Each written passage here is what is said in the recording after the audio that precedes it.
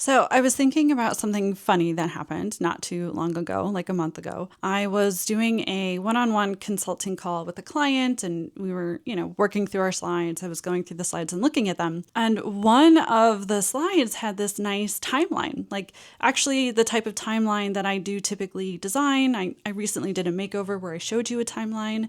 It wasn't smart art. It wasn't one of those weird timelines that have diagonal text or anything like that. It was a nice timeline.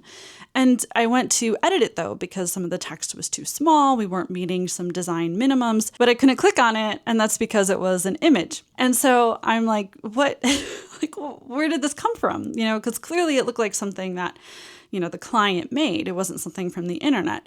And she was like, oh, well, I went into Photoshop and I made the timeline in Photoshop and then imported that as an exported that as an image and put that into PowerPoint. And I was like, but literally all of this you could do inside PowerPoint.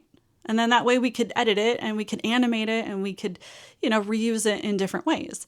And she was shocked. She was absolutely floored that something like a timeline, a nice timeline, could actually be designed inside PowerPoint.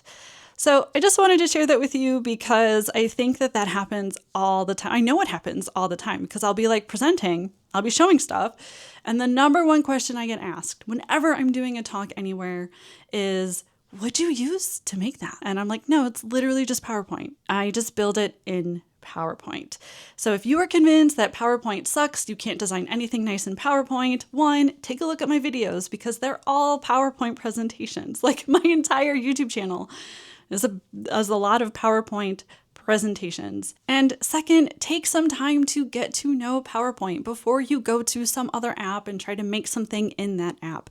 Chances are you can create it inside PowerPoint. PowerPoint actually has a lot of advanced features that most people do not know about because people are just really stuck in this sort of box that, all PowerPoint can do is text heavy, boring slides. And that is not true. And I've got tons of videos about this. I've got videos about animations and shapes and icons and all kinds of stuff to help you sort of, break through that and to see all the different and cool things that PowerPoint actually does have to offer. But yeah, so I've got lots of resources to help. So subscribe, click, check out the links, do all the things. And it would be fun if we got on a one-on-one call and I helped you find a place where maybe you could save some time and have a better design too.